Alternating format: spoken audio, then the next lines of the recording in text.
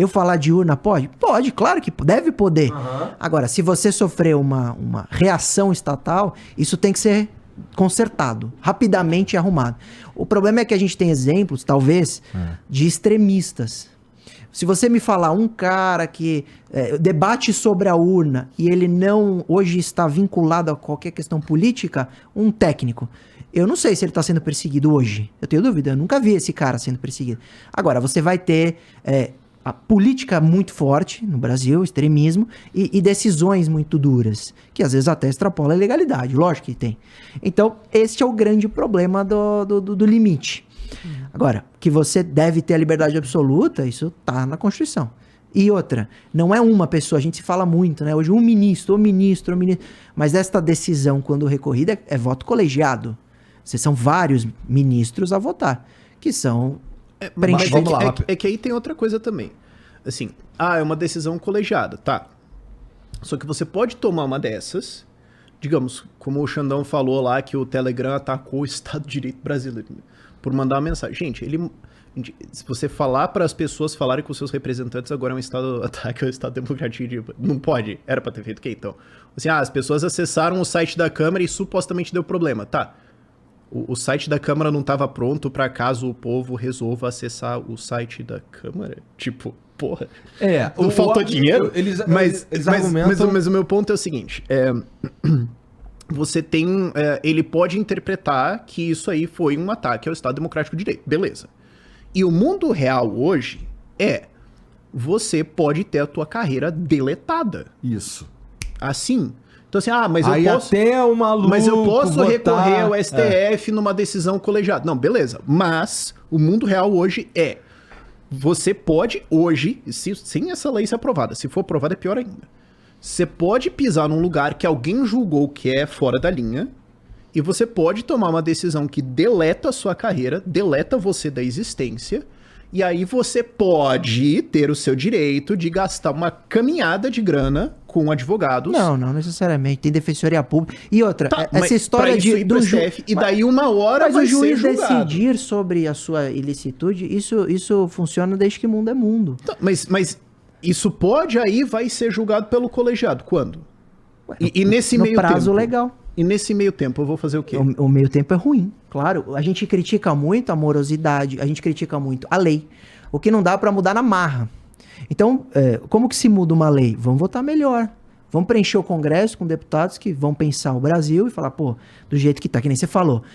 Tá subjetiva a previsão do ataque ao Estado Democrático. Vamos mudar esta previsão, vamos trazer um rol que seja, vamos pensar na solução. Agora, simplesmente se revoltar com o sistema como está, não adianta, né? Você vai ter o juiz a decidir. O juiz é que decide. Se não for o juiz, quem será? A gente não tem um modelo melhor.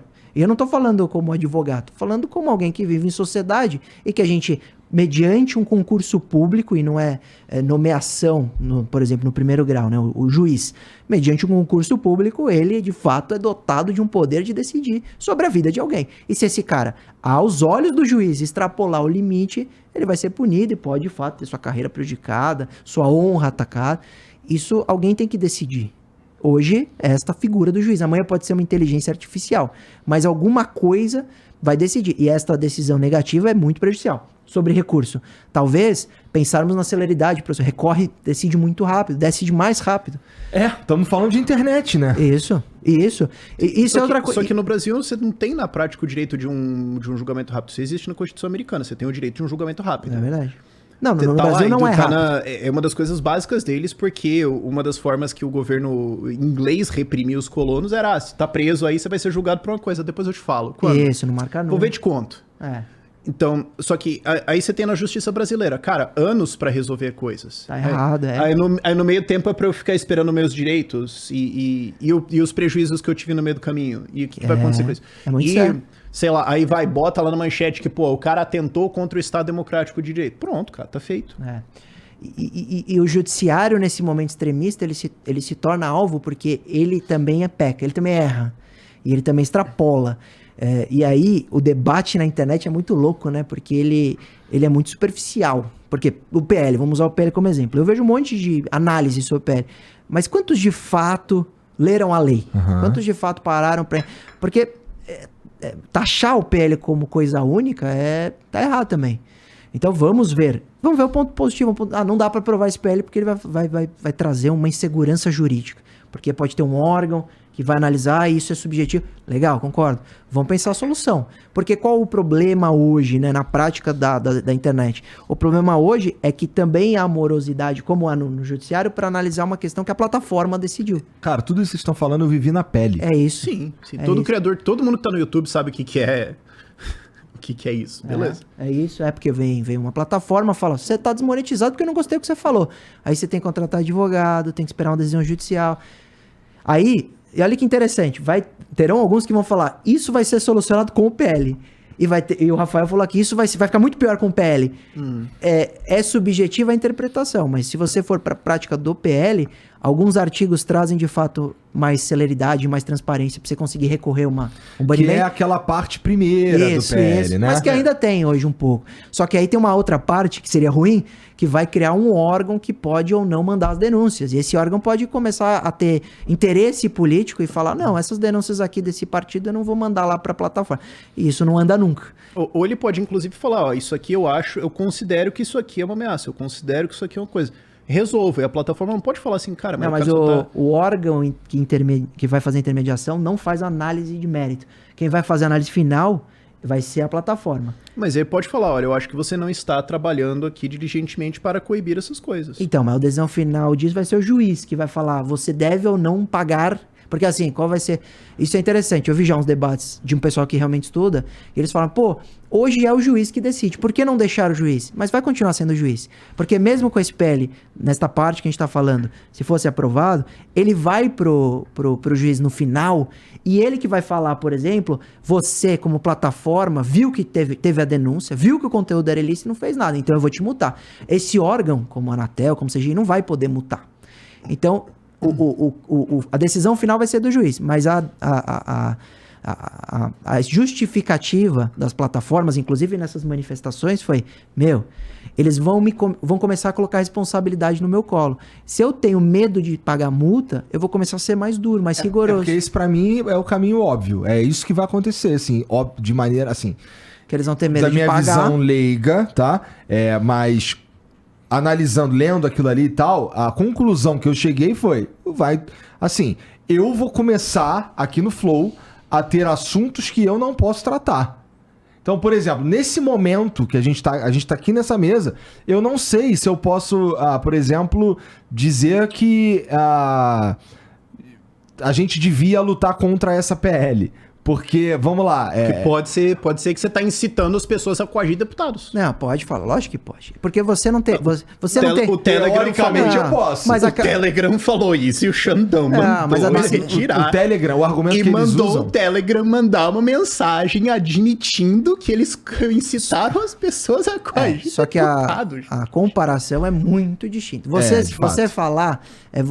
mesmo que seja aqui no programa, mesmo com a exposição, o Telegram tem, primeiro, debate sobre abuso do poder econômico. Eles têm contato direto com 50 milhões de usuários, mandam uma mensagem com a interpretação da empresa. Eles tiveram uma opinião. Eles têm opinião, mas, por exemplo, podem se manifestar. Se eles mandassem uma nota à imprensa, não ia ter decisão judicial. Não, eles usaram a plataforma, comunicação direta, inclusive, a meu ver, fere a Lei Geral de Proteção de Dados, porque eles pegaram os dados de usuários, número de telefone de todo mundo Telegram e mandou opinião política. É como se você se cadastrasse numa loja de shampoo, e a loja de shampoo começa a te mandar e-mail marketing sem você ter autorizado ou opinião política.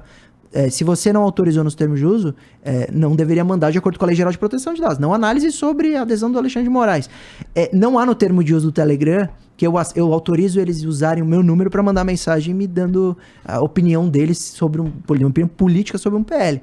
Então eles deveriam usar os caminhos, a meu ver, os caminhos da legalidade.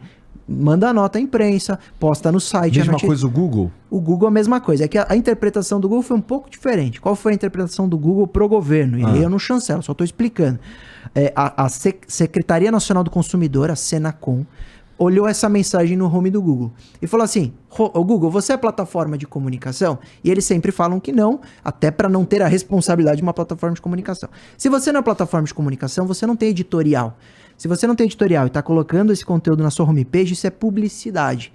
de acordo com todas as regras do CONAR e etc., a publicidade tem que ser apontada como tal, senão é publicidade subliminar, e ela também, quando publicidade, pode ser abusiva ou enganosa. E aí a Senacom entendeu como uma publicidade velada e enganosa, abusiva, e mandou tirar. Então são duas questões um pouco diferentes, e é uma interpretação que eles tiveram. Que volta o problema da interpretação. Como é que eu sei o que vai ser interpretado? É um problema... Assim, eles emitiram uma opinião, e daí o governo vai lá e diz, a sua opinião é enganosa. Mas não é o problema do conteúdo, é o problema da forma. Com relação a esses dois problemas... Mas o julgamento de enganosa tem do conteúdo. Isso, não, eles estão dizendo, isso aqui você tá mentindo. Mas se eles tivessem colocado... Cara, essa é a minha análise. Se eles não tivessem colocado o link... Não posso mais ter uma interpretação? Não posso mais ter uma opinião? Não, mas não é isso. Porque se eles não tivessem colocado o link na home e só nesse blog deles, e tivesse... Pessoal, entra lá no meu blog, eu tivesse colocado... O problema não seria esse. Não teria uma decisão mandando tirar. Porque o grande problema foi a forma. Foi um post no home da Google e o Telegram mandar uma mensagem direta para os usuários. Isso poderia ser feito, essa comunicação poderia ter sido feita de outra forma. Eu não sei qual. Poderia ser feito como eles quisessem. Mas, diante desse cenário de polarização, não estou defendendo isso que eu estou falando. Poderia ser de outra forma. A decisão aqui pode ser duríssima ou até extrapolar a legalidade, isso ser um tipo de censura? Ok. Vamos debater. A questão é que eles são uma plataforma muito poderosa de comunicação e usaram seus meios próprios para enviar um conteúdo. Telegram, você tá falando? Telegram e Google, ambos, né? De uma forma que, diante aí das decisões, tanto judicial como da Senacom, foram a forma de se manifestar errada, né? E aí foi interessante esse negócio do Telegram, porque eu vi uma galera festejando. Olha aí, o Telegram agora mandou a mensagem... meio que desmentindo o que eles estavam falando, não sei o que. Eles estão cumprindo a ordem judicial e tava muito claro. E pra mim, o jeito que o Telegram mandou foi meio tirando sarro da parada. Eles falaram, nós fomos obrigados a retirar a mensagem e fomos obrigados a enviar essa mensagem pra você. O Xandão escreveu a mensagem que eles tinham que mandar. Quer dizer, acho que não escreveu, acho que é algum assessor que ele escreveu. Mas foi bem tirando sarro mesmo. Vale lembrar, né? O Telegram foi criado por um russo pra resistir à censura do Putin. Então o DNA do Telegram é resistência, censura e tirania. O grande problema... Posso colocar uma pimenta? Desculpa te interromper. O Telegram tem um histórico que vale a pena trazer. Né? Ele lembrou da sua criação, que realmente foi um russo, só que ele também tem um problemão no nosso país. O Telegram... Você vai falar exatamente o que eu ia falar, vai lá. Que não cumpre decisão judicial. O Telegram, eu tenho um monte de caso que envolve nada a ver com política, absolutamente nada a ver com política, e eu tenho caso em que a gente precisava de um dado de um criminoso. Então a gente precisava de uma informação, de um acesso a um número lá do Telegram. O Telegram não cumpre decisão judicial. Não cumpre, ele ignora, você dane-se. E não é do Supremo, decisão de primeiro grau, decisão do Tribunal de São Paulo. E isso gera uma absoluta impunidade e frustração do usuário. Porque ele fala, tem um crime grave, às vezes, por exemplo, alguém vazando um nude. O cara pega um nude, vaza lá no Telegram e tal, e fala, quem é esse cara que tá vazando nude? Tem um número lá, o número é um pré-pago de qualquer lugar do mundo, mas ele como acessa via internet, tem um registro de IP. Os metadados e tudo mais. Você pede essa informação. O Telegram podia informar, como todas as plataformas fazem, e ele tem a obrigação de informar por causa da lei. Marco Civil da Internet e Lei Geral de Proteção de Dados, ambos falam que se eles têm o serviço aqui no país, tá nas lojas de aplicativo, é público, eles têm que informar. Não cumprem. Bem que a primeira vez que o Telegram cumpriu decisão judicial foi há 1 ano atrás, quando o Alexandre de Moraes pediu lá a remoção de um grupo e uns dados e, diante do descumprimento, ele baniu. De fato, esse dia ele foi suspenso. O Telegram foi suspenso. Foi 2 vezes no Brasil. Uma, o Alexandre de Moraes há 1 ano e uma um mês atrás de um juiz do Espírito Santo. Qual o problema disso? O problema é que a plataforma não cumpre. Então, quando vem essa decisão do Alexandre de Moraes, se você olhar de maneira isolada, você pode falar, puxa, coitado do Telegram, né? Eles tiveram que se retratar e tal. Ok, eles precisam se manifestar. Não só eles precisam, sobre a pele, interferem na atividade deles. Agora, precisa ver o histórico. Por que o juiz foi tão duro? Por que o Alexandre de Moraes foi tão duro? Então, eles estão se envolvendo no debate político, mas na hora de ajudar a polícia no Brasil, eles não ajudam. Eles não cumprem a decisão judicial. Então, isso tem que ser analisado para entender esse macro de debate e responsabilidade das plataformas. Eu acho que isso é importante colocar nesse bolo. Esse lance do Telegram é foda, porque assim, ele foi criado com a ideia de escapar de censura e tudo mais, né? Portanto, ele tem todos esses mecanismos, provavelmente é por essa filosofia e cultura que eles não respeitam essas decisões judiciais. Faz sentido, né? Só que existem coisas que acontecem na internet, e não só no Telegram. Se a gente for, por exemplo, para fóruns e tal, a gente encontra lá umas paradas assim sinistras, né? Eu tô falando de pedofilia, eu tô falando de umas paradas sinistras mesmo, de matar pessoas e tal. Quando você não cumpre, não respeita leis, na verdade, decisões judiciais, nesse sentido de encontrar esses caras e não sei o quê, é foda, porque, porra, vamos lá, você é criado, você não respeita essas porra pra poder você fugir da censura. Só que talvez esses funcionamentos deveriam ser diferentes dependendo do lugar onde ele tá. Uma outra coisa que tem a ver com isso tem no PL lá um lance da identificação do usuário pro uso pra diminuir bot, pra diminuir não sei o quê. Inautêntico, eles falam contas inautênticas. Isso. Que assim, aqui no Brasil, não vejo problema. Pessoalmente, assim, eu tendo a achar até legal, porque a gente meio que põe um rosto nas pessoas que estão falando as coisas na internet, né? Quando eu falo uma parada aqui, todo mundo tá vendo que fui eu que falei, né? Ok. Isso não é verdade. Por exemplo, você vai no Twitter, você sabe, todo mundo sabe que tem um monte de bot lá, né? Tá. Mas se a plataforma toma uma decisão dessa globalmente, eu já sou contra, acho um problema.